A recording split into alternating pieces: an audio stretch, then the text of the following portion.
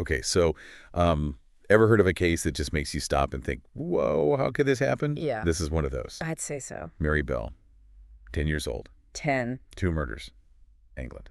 Late 1960s. It's not your typical true crime story. It's different. No, not at all typical. So many layers to it. Childhood trauma, how society can fail kids, the justice system, dark side of human nature, even in a child. It's all there. Right. And we've got, like, a mountain of stuff here. Court documents, psych reports, interviews, the whole 9 yards. Wow. Trying to get the full picture, not just what, but why. This case, it really shook England. Yeah. Still gets people talking. I can see why. It's fascinating, but really sad at the same time. Totally. So to really get it, we got to go back to where it all happened. Newcastle upon Tyne. Yeah. Late 1960s. Think tough, working class, rough area. They called it Rat Alley. A real slum, basically, set for demolition. Yeah. Crumbling buildings, poverty, kids running wild. Yeah, I can see how that environment could be difficult. A breeding ground for trouble, maybe? Yeah, exactly. So this is where Mary Bell grew up. And even in Rat Alley, she stood out. A known bully, bright kid, but a cruel streak. Like really cruel. There's this one story, she puts a cigarette out on a classmate's cheek. No way. Yeah, just because the girl got a better grade. And Mary admits it, but nothing really happens. That's what gets me. So many missed chances. That cigarette thing, total red flag. A chance to, like, step in, see something was wrong. Right. And it wasn't just that one incident. I mean, there were others, more serious stuff. Oh, yeah, definitely. Weeks before the first murder, Mary and her friend, Norma Bell, not related, lure this 3-year-old boy, promise him candy. He's found later wandering around hurt. Confused, police are called, nothing happens. Then, the very next day, Mary tries to strangle a little girl in a playground. Norma's holding her down. Again, nothing. Seriously, that's unbelievable. 2 incidents like that, and no one does anything. I know, more than just kids playing around. These were signs. Mary was dangerous. The system failed. Failed Mary, failed her potential victims. It's frustrating. It's so frustrating. What if someone had done something? Could things have been different? It's a question you just keep asking yourself. It's haunting. And tragically, these missed opportunities, they were just the lead up. The day before Mary turns 11, she meets this 4-year-old, Martin Brown, playing outside. She lures him to this abandoned house, and she strangles him. Oh, my God. Tries to make it look like they were just playing rough, something like that. And then finding the body, it's unsettling. At first, no one knows how he died. They even think maybe natural causes. Can you imagine? It's crazy. And then Mary's behavior after, chilling, visits Martin's mother. Asks to see him in the coffin. No. Draws pictures of the body, writes about it in her notebook. Like, it was nothing. That's a whole other level, that detachment, so young. Right. It's almost impossible to understand. And then, a couple of days later, things get even weirder. Weirder how? The break-in at the nursery. Oh, right. Tell me about that. These messages, creepy messages. I murder so that I may come back. And we did murder Martin Brown. Fuck off, you bitch. That's disturbing. And the police, they think it's a prank. A prank? Really? Yeah. It's hard to believe, right? They just didn't connect it. Like, no one wanted to believe a kid could do this. I guess so. A collective denial, maybe. Just couldn't have kept it. And then there's Mary's home life. Not just Rat Alley, but her actual home. Horrific. Her mother, Betty, prostitute. Specialized in BDSM. And she reportedly made Mary participate with clients at age 4. Oh, my God. Yeah. And physical abuse, neglect. Betty even tried to kill Mary, made it look like accidents. It's unimaginable. That poor kid. A victim before she ever became a perpetrator. Her childhood. Just trauma and violence. No healthy relationships. No wonder she saw the world the way she did. Life itself. So twisted. Right. Like her own life was so worthless to her. Maybe that's why she couldn't see the value in anyone else's. So how did all this trauma actually like show up in her behavior? We can't just say bad childhood, therefore murder. There's got to be more to it. Absolutely. Not about excusing anything, just trying to understand. Forced into sexual situations that young, it messes you up. Power, control, the value of human life. It creates this detachment, numbness to suffering. And then on top of that, the neglect, the abuse, her world was just warped, trapped in this cycle. No escape. That's a good way to put it. And those early warning signs, the cigarette, the attacks on the other kids. Yeah. Were those like cries for help? Twisted ways of trying to control something in her life. Maybe. It's a question that's hard to answer, but it makes you think, what if someone had listened? What if things had been different? Yeah, heavy stuff. And this is just the beginning. 2 months after Martin, Mary does it again.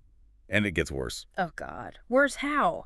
August 1968, 2 months after Martin Brown. Newcastle's still reeling, mostly thinking it was some tragic accident. Rat alley. Stuff happens. But Yeah. there's a predator. Right there. No one sees it. And the kids. Still up playing. No supervision. Like nothing happened. That's when Mary, she picks her next victim.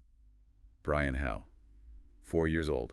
Playing by himself, watching those rat alley buildings come down. That's when Mary and Norma, they come up to him, lure him away. This area called the Tin Lizzie. Just a wasteland, basically. What happens next? It's Hard to even say. Hours later, Brian's missing. Police find his body.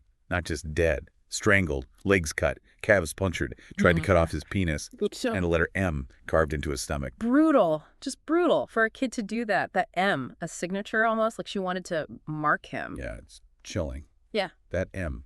What do you think? Connecting it to Martin Brown? Or something else? Good question. It's creepy. When they carried Brian's coffin out, police officers saw Mary watching, smiling. Oh, God. That's disturbing. Like she enjoyed it. And then the press conference. Police say they're looking for a child in connection with the murders. And who's there? Front row. Listening? Mary. Like she wanted to get caught. Remember, she bragged about Martin to some people. Word got back to the police. They start looking at her, go to question her. Her dad tries to stop them, protect her. Yeah. But eventually they get to her. They already had a witness, though, right? A 9-year-old boy. Yeah. Saw the whole thing. Brian's murder.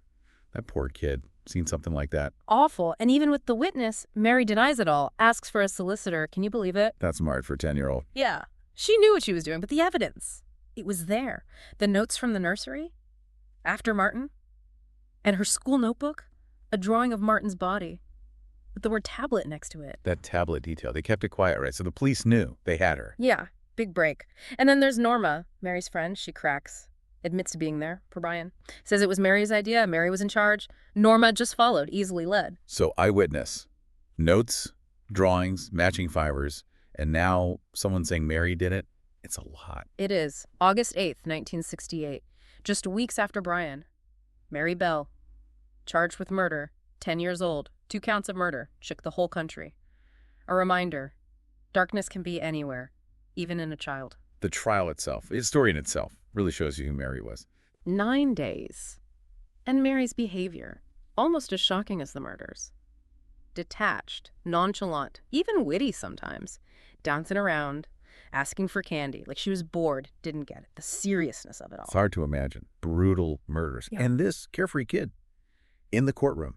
2 different worlds. Totally. And because she was so young, not in the dock alone, like an adult, the judge let the lawyers sit with their clients, these young girls, barely teenagers, surrounded by adults, formal courtroom. Powerful image. Yeah.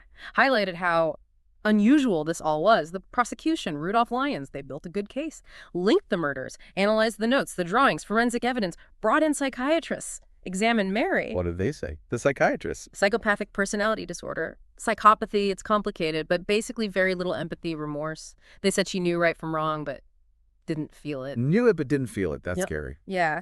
And as the trial goes on, Mary and Norma, the difference between them, it becomes clear. Prosecution says Mary was the leader, the manipulator. Norma, just a flavor. A pawn in Mary's game. Big difference. Huge. 9 days of evidence, testimony. The jury goes out.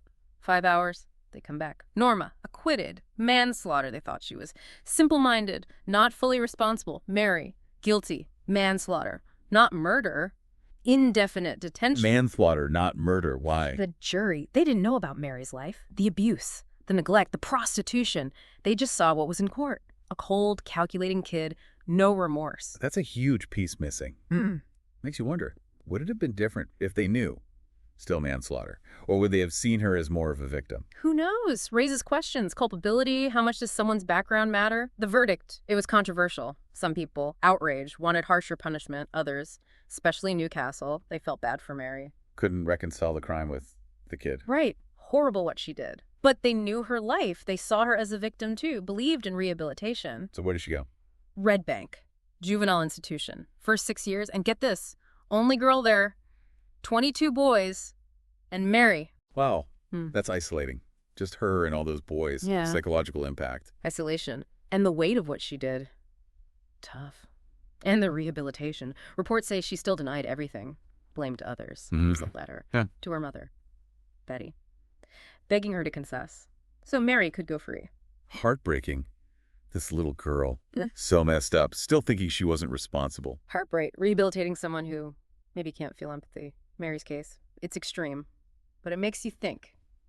Juvenile justice. How do we deal with kids who do terrible things? Punishment, rehabilitation. Are they evil, or are they just products of their environment, victims of circumstance? Big questions. Yeah. Still being debated. Yeah. And Mary's story, it doesn't end there. Detention, release, the life she built after, it's all part of it. So indefinite detention, secure school, public opinion all over the place. Yeah. Some people, furious, wanted her locked up for good. 10-year-old, murder, even if it was manslaughter. But others, in Newcastle especially, they felt sorry for her. They couldn't, separate the crime from the kid. Exactly. Horrible what she did, but they knew her life. Terrible. A victim too. Rehabilitation, that's what they thought. Okay, so where did she go? Red Bank, juvenile place, for 6 years. And get this, only girl, Yeah. 22 boys, and Mary. Wow. Isolated, can you imagine? All those boys. Oh. And her. Isolated, carrying what she did. Tough. And the rehabilitation, they tried, but reports say she still denied it, blamed other people. There's this letter to her Yeah. mom, Betty, begging her to confess so Mary could get out. That's sad. This little girl, so damaged, still not taking responsibility. It's hard rehabilitating someone who maybe just can't feel empathy. Mary's case, extreme, but it makes you think. Juvenile justice, kids who do awful things, punishment, or rehabilitation. Are they evil, or are they a Right. product of their environment? Victims. Tough questions. Yeah. And Mary's story. That goes on. Detention, release, life after. 1980. Mary's 23. Gets out. New identity. Fresh start. Even had a daughter, but she was inside. Kept secret. For years. A new identity. Wow. Yeah. Giving her and her daughter anonymity. Controversial. But complicated. Public's right to know. Versus giving someone a chance to rebuild without the past hanging over them. Makes sense. Moral tug of war, kind of. And it just made people more curious. Where is she? Is she okay now? Could she do it again? Those questions, they stick with you. And the daughter, not knowing for so long, finding out something like that about your own mother, devastating. The trauma, just immense. And in 2003, Mary and her daughter, they go to court, win the right to lifelong anonymity, their identities, a secret forever. Wow. That's a big statement about justice, privacy, the impact of trauma. Lasting impact. The Mary Bell case. It's one of those stories you don't forget. Disturbing, fascinating, so many questions. Human nature, good and evil, what we can understand. Wow. The limits of what we can understand. It really makes you think about what causes violence, Yeah. especially in kids, childhood innocence. We think we know what that means. Right.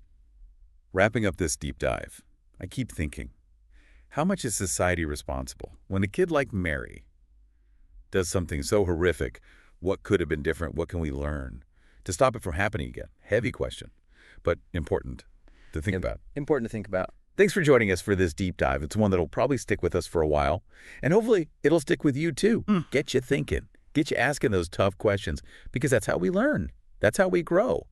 And that's how we hopefully prevent future tragedies. Thanks again for listening.